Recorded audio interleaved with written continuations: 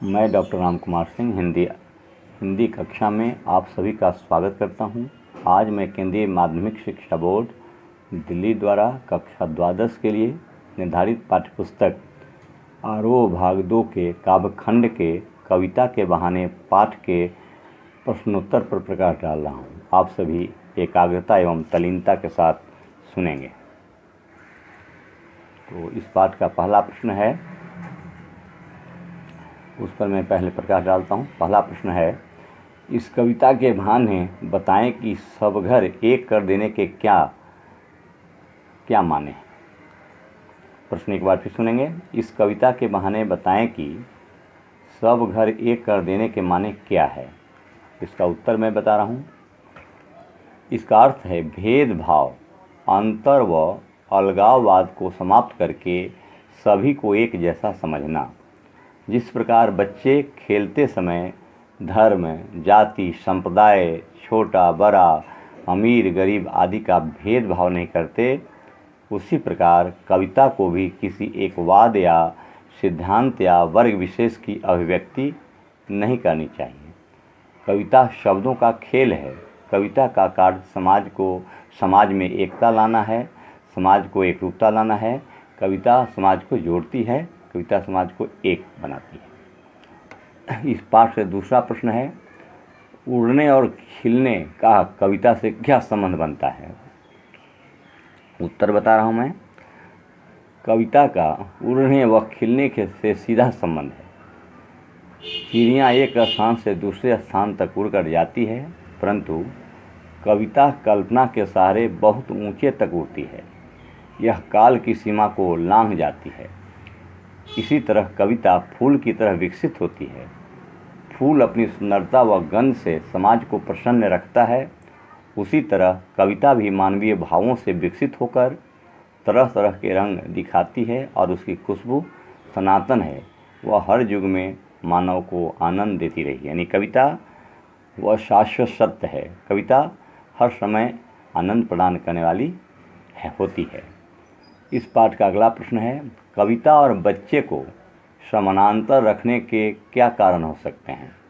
या इसे इस प्रकार से भी प्रश्न किया जा सकता है, कविता को बच्चों के समान क्यों कहा गया है, तर्क सहित उत्तर दीजिए। इसका उत्तर मैं बता रहा हूँ। कविता और बच्चों के क्रीड़ा क्षेत्र का स्थान व्यापक होता है। बच्चे खेलते कूदते समय काल, जाति, धर्म, संप्रदाय इत्यादि का ध्यान नहीं रखते। वे हर जगह, हर समय व हर तरीके से खेल सकते हैं। उन पर कोई सीमा का बंधन नहीं होता। कविता भी शब्दों का खेल है।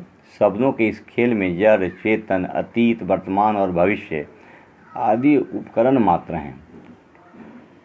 इनमें निस्वार्थता होती है।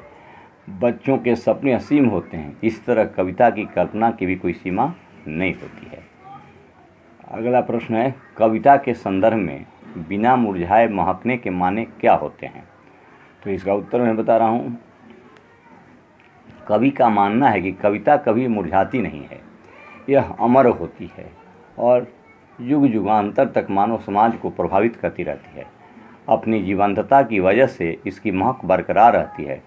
कविता के माध्यम से जीवन मूल्य पीढ़ी दर पीढ़ी चलते रहते हैं। उसका मूल्य कभी समाप्त नहीं होता। इस पाठ से अगला प्रश्न है, कविता के बहाने कविता का प्रतिपाद्य स्पष्ट करें। तो हमें प्रतिपाद्य स्पष्ट करना हूँ। कविता एक यात्रा है जो चिड़िया फूल से लेकर बच्चे तक की है। एक ओर प्रकृति है तो दूसरी ओर भविष्य की ओर कदम बढ़ाते बच्चे।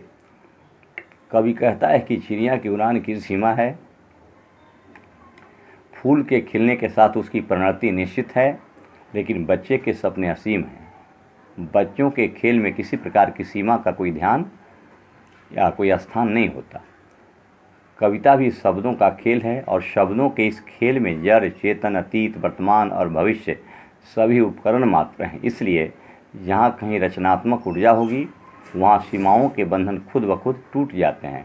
वह सीमा चाहे घर की हो, भाषा की हो, परिवार की हो, समाज की हो या फिर समय की ही क्यों न हो। इस पाठ से अगला प्रश्न है, कविता के बहाने कविता के कवि को क्या शंका है और क्यों? उत्तर है इसका, इस कविता में कवि को कविता के अस्तित्व के बारे में संदेह है। उससे आशंका है कि औद्योगिकरण के कारण मनुष्य यांत्रिक होता जा रहा है। उसके पास भावनाएं व्यक्त करने या सुनने का समय नहीं है। प्रगति की अंधी दौर से मानव की कोमल भावनाएं समाप्त होती जा रही हैं। अतः कवि को कविता का अस्तित्व खतरे में दिखाई दे रहा है। तो इस पाठ का यह प्रश्न हुआ। आज इतना ही। अगली कक्षा में, अगले पाठ में प्रश्नों पर विचार करूंगा। धन्यवाद।